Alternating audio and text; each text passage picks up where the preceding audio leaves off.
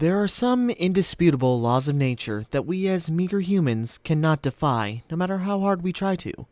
Newton's laws of motion, objects with mass can't attain light speed, and Nintendo is the king of video games. My body is ready.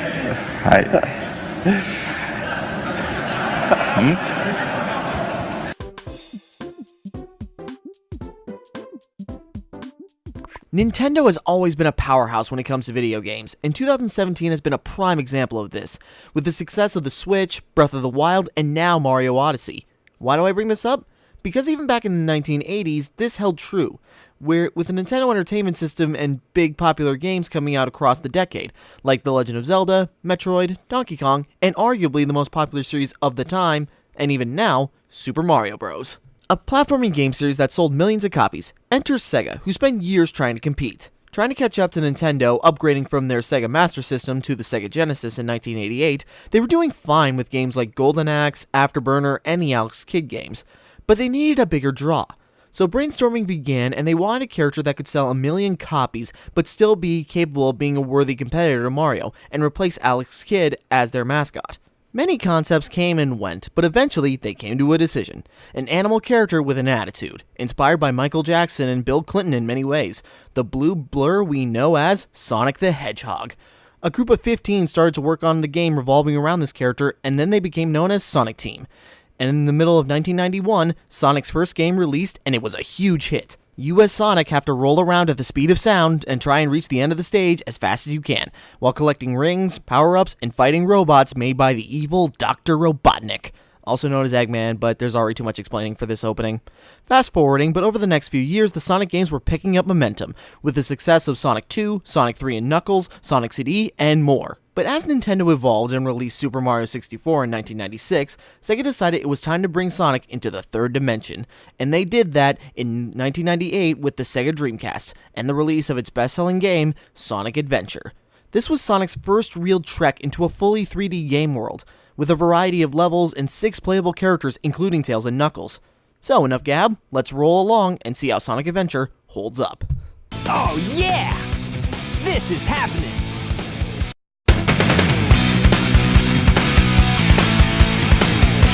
I think the best way to tackle this with some good structure is by talking about Sonic's story, and we'll gradually get to talking about the others and their differences in gameplay. We start out in the city of Station Square, where Sonic sees some police speeding through the streets. He goes to investigate, where he sees the police officers doing what they do, shooting without question. It doesn't work though, and Sonic steps in where you have a quick boss fight with this creature named Chaos. The next day, while lounging by the pool, Sonic sees his yellow fox friend Tails flying overhead in his plane. But he crashes somewhere on the beach. Sonic goes in to save him, and that brings us to our first action stage. Sonic levels are the most straightforward. Simply get to the end of the stage. To do this, you got your basic movement controls, a spin ability that you can charge up for big bursts of speed, your jump, and when you press jump again, you do a homing attack, which targets onto enemies or objects in front of Sonic. Every character has different abilities and controls, but we'll get to them later. Sonic is pretty easy to get a grasp on, and the first level is a great way to demonstrate all his basic abilities. The sandy beaches of the Emerald Coast look pretty nice even today. The bright colors, the sparkle of the water from higher areas, and the clear skies background makes this a very warm and welcoming beginning.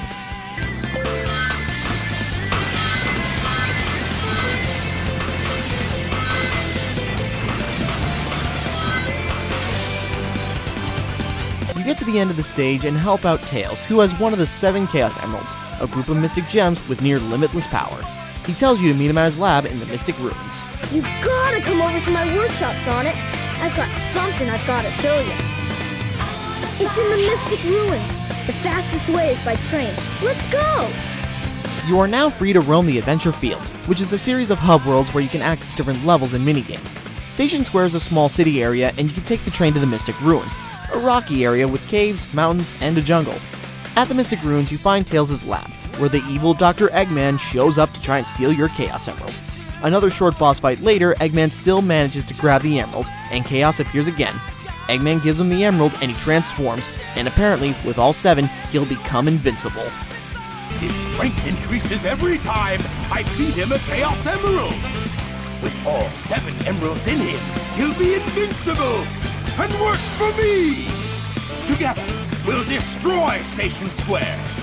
And on its ruins, I'll build Robotnik Land, the ultimate city, where I will rule it all! Now it's up to Sonic and Tails to collect the emeralds before Eggman does. Along the way, you'll meet some of the other playable characters, and after important interactions with them, they'll become unlocked to play as. You travel from the cities, to the ruins, to even some of Eggman's hideouts, finding secrets and Naruto running at high speeds. Yes!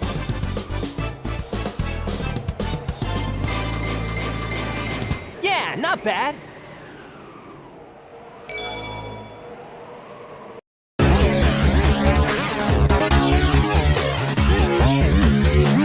Sonic Adventure is coming up on 20 years of being around since its launch from the Dreamcast, and it's been ported to other consoles since. I originally played the GameCube version, which was updated to the Director's Cut, which had some graphical improvements and extra content. But in 2010, Xbox 360 and PS3 ports were released, and in this case, I'm playing the 360 version. Graphically, it's kind of hit and miss. The adventure fields aren't very exciting to run around in because they lack detail and are often littered with the weird blocky looking humans that don't really offer much of anything. This was the early ages of polygonal character design, so it suffers from the problems of that time. Limbs clipping into themselves, poor lip syncing, and some awkward movements. It doesn't flow well, but the actual designs of the Sonic characters are more round and smooth when it comes to other characters made this way at that time. So in the end, they look a little bit better and less sharp. The voice acting is also pretty bad for most of the characters, or exaggerated a bit too much. I think Tails gets it the worst though, because he sounds like a 13-year-old before hitting puberty. That means his 2 to our 1, and that's not good. Come on, Sonic, we need to get busy! Well actually, the voice actor Corey Bringus was 13 when he did this voice, so that it might have actually been the case. Also, this game, and really the 3D Sonic games in general, are infamous for their bugs and glitches. And although the Director's Cut version supposedly fixed some of these, some of them just slip through the cracks.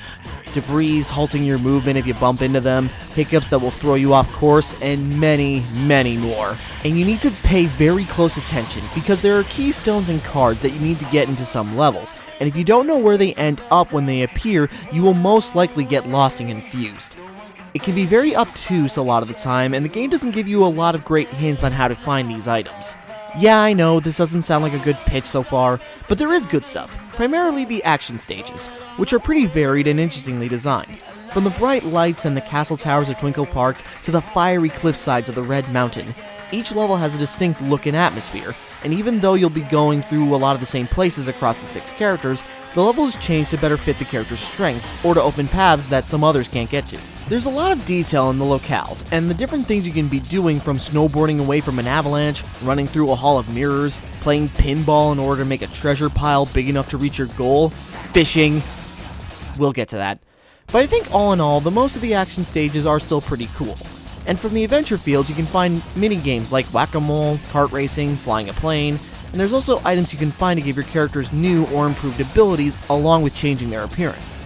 Now you've got Lightspeed shoes. Press and hold the action button to store up power. Once you have enough power, release the button and you can do the Lightspeed Dash. The Lightspeed Dash lets you race toward rings at light speed.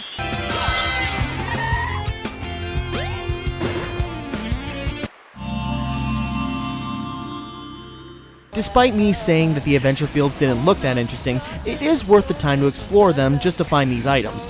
And some of the CG cutscenes do still look pretty cool, like Eggman's ship passing through the clouds and the intro before you even press start. They're brief, but they have a lot of detail put into them.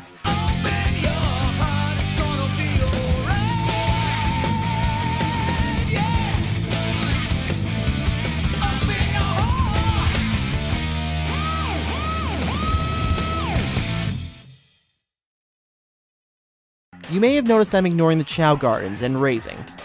Well, I will continue to do so because I'm not going to waste my time taking care of little blue baby creatures. I'll do that in Adventure 2. We'll get there eventually. So with the basics of Sonic's story and gameplay established, let's take a look at the other 5 characters to see how they fit into all this. Here I come, Sonic!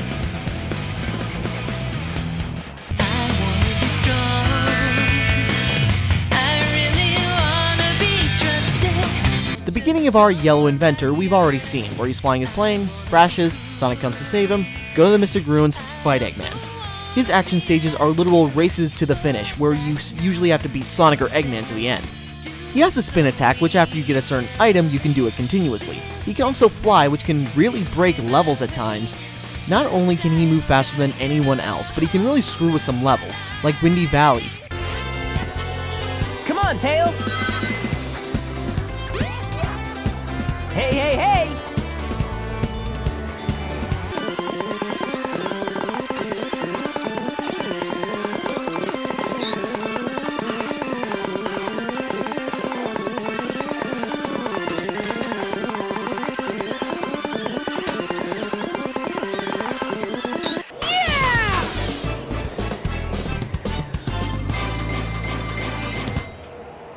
He shares a lot of the same bosses and levels as Sonic, but his levels go by pretty quickly, and his story focuses on him trying to be more independent and not relying on Sonic so much. Buddy, you can break levels. I think you're doing fine. I've changed a lot since I've started hanging with Sonic. But I can't depend on him forever. I know I can do this by myself. Okay, Eggman, bring it on! I will believe in myself.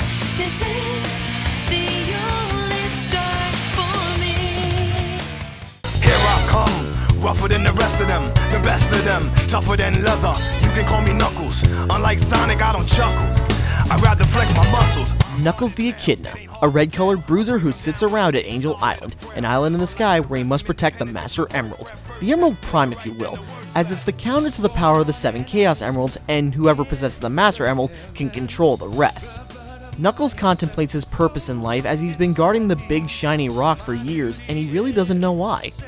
As far back as I can remember, I've been living here on this dark island, always guarding the Master Emerald from anything that could harm it. I don't know why I was given this job, why it was my fate. Destined to be here forever. But one night the emerald is shattered, and all we see is chaos in its remains. With the power of the emerald gone, the island crashes into the ocean, which is a pretty cool cutscene.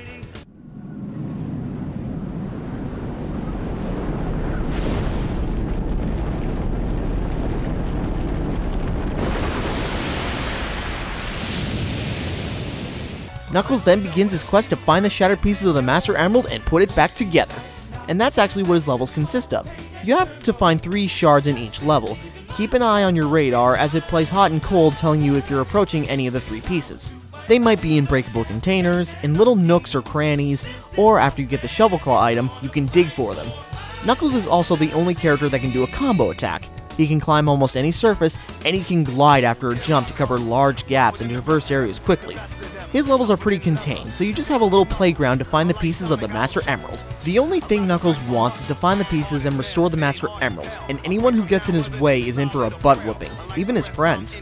He's so dedicated in his goal, he's even willing to believe lies without question. Knuckles, did you let him trick you again? Like you weren't. Smooth move, Knucklehead. And in my opinion, he's got the best theme song in the game. It's all about his dedication to this job that he may not know much about but still feels responsible for. And of course, how he's the toughest dude there is. A new porcupine on the block with the buff chest. Out the wilderness with the ruggedness. Knock knock is Knuckles, the blow thrower, independent flower, magical emerald holder. Give you the coldest shoulder. My spike goes through boulders. That's why I stay a loner. I was born by myself. I don't need a posse. I get it on by myself. Adversaries get shelved. Right on.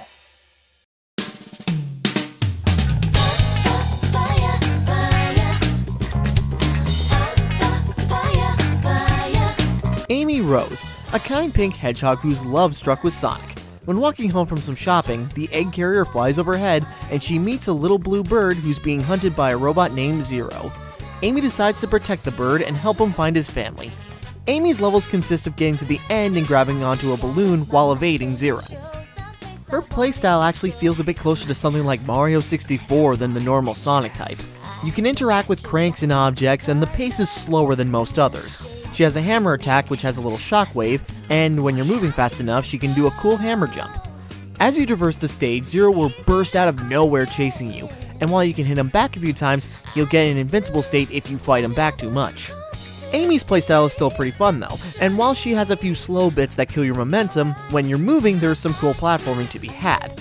However, she has the shortest campaign out of the main 6 with only 3 levels, and most of the time spent in her campaign is looking for the other characters, meeting them as Amy tries warming up to them and cementing her friendships. You've got a soft spot inside your metal frame. If you want, we can be friends, okay? Oddly enough, Amy's theme reflects her very well, as it sounds really sweet and gentle. But then it has a few parts that sound a bit stalkery.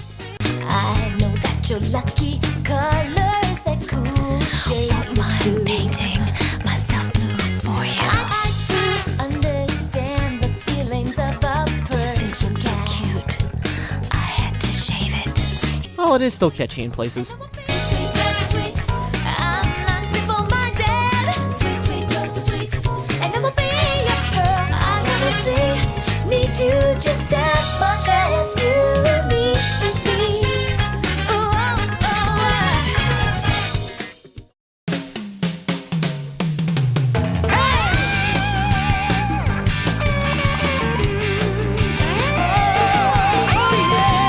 Big the Cat, the most infamous campaign yet and one of the most hated characters in the entire Sonic lineup.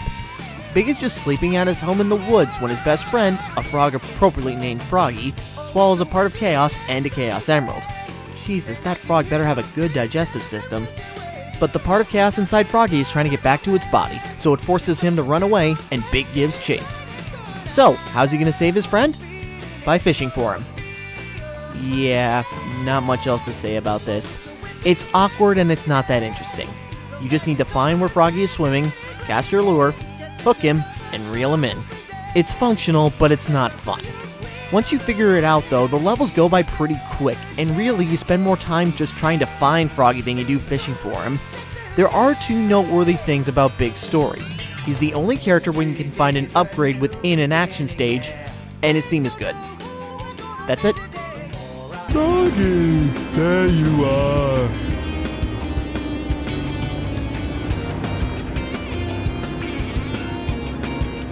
Wait, don't run away. What you doing under that car?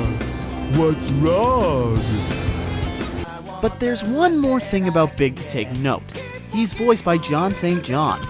Yeah, the Duke Nukem guy. Oh, Jerry, I wish you'd been there to answer your phone. The name's Nukem, Duke Nukem. Yeah, I'm calling you, motherfucker. He did the voice as a joke, but Sega liked it so much that he had to keep it up. John, you're a great talent, and your sacrifice will not be forgotten. Oh, now what am I gonna do? It's time to kick ass and chew bubble gum, and I'm all out of gum. Hey, big guy! Hey, little guy! Can you tell me what's inside? Sorry, but I don't know. We are simply natural. We present you with a gift. Welcome to our special paradise.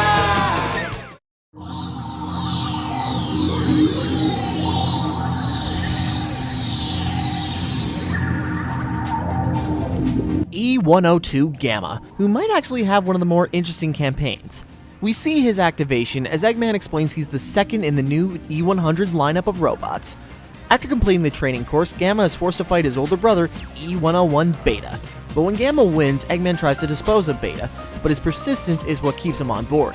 Beta's so ready to fight, he's got 2 gun hands. Okay. We could always use a spare set of parts, I guess. You have special permission. And when G.M.A. outshines the others in a mission to find Froggy, Eggman does away with them too. And then he stumbles upon Beta, who's being rebuilt. Beta?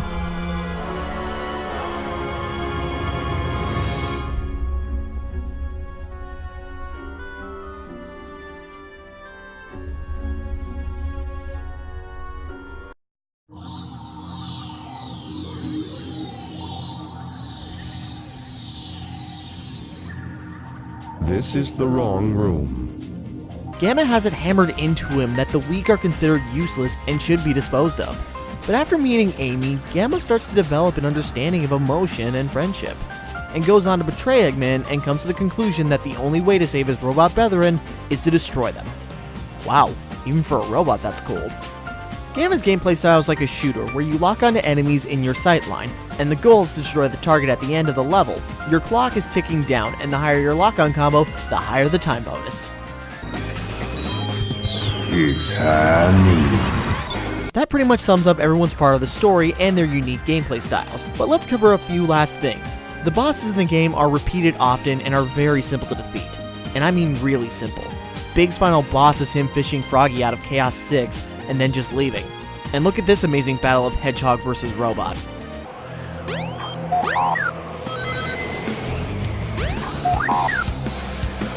Resistance. Along the way in everyone's story, they're at some point transported to some kind of ancient echidna city, where we see a young girl named Tikal, the daughter of the chieftain, who finds the shrine of the Master Emerald and befriends the Chows there and the Emerald's guardian, who turns out to be Chaos. But the chieftain is on a power-hungry warpath, attacking villages and prepping to take the emeralds by force. Attacking other countries, stealing and killing! Can't be the right path to peace! No one has the right to take their holy grounds! I beg you, Father! And finally, let's talk about Eggman, who's the most deliciously enjoyable kind of evil. I already talked about how he treats his creations in the Gamma section, and it only goes up from there. Voiced by the late Dean Bristow, it's definitely the best performance in the game. I will make you all pay for this. You fool. Away, before I make mincemeat out of you. With an intimidating growl to his voice, he goes around stealing the Chaos Emeralds, manipulating those around him, and those he creates by putting captured animals into the robots. Willing to kill thousands of innocent people with giant missiles and Chaos himself, all so he can build his own empire on top of the ruins. I am the Eggman. That's what I am. I am the Eggman. I got the master plan. I am the Eggman. That's what I am. I am the Eggman with the master plan. He's got a cool theme and all, but I'm sorry, the only song I can associate with him anymore is this. People call me Eggman cause of my shape, not Dr. Avocado or Dr. Grape. I'm an ovoid man with an ovoid plan, that's eggs! Straight up on a griddle or a pan. People see me mustache, damn it, make me nauseous. Fools like to step and ask if I'm the walrus. That's the wrong song, what's the matter with you? But screw it, I got a 300 IQ. Eggman may be a bit of a goof at times in other incarnations, but really, he is a pretty awesome bad guy. It's Dr. Eggman, it's Dr. Eggman, it's Dr. Eggman. It's just my name.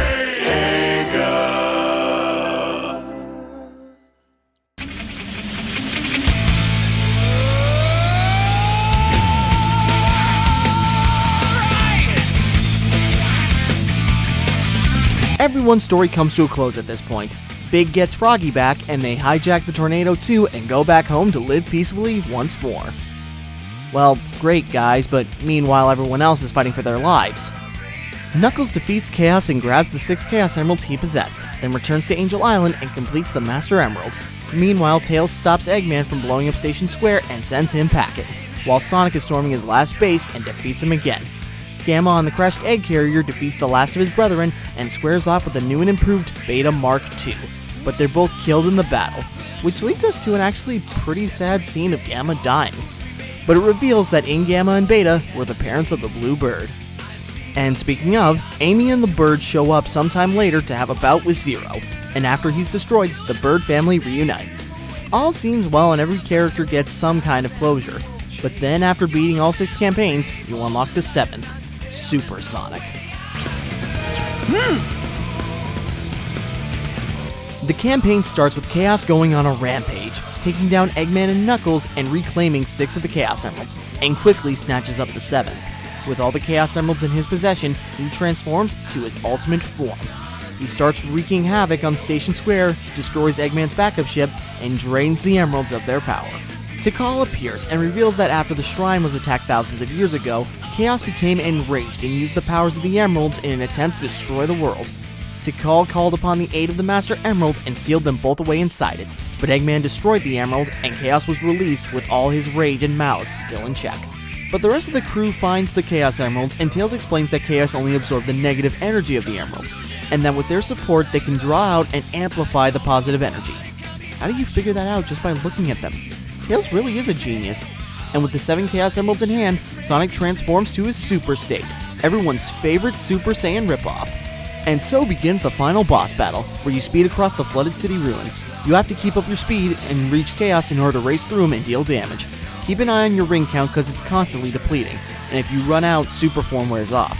Avoid Chaos's attacks and keep up your momentum and give him a super-powered headache.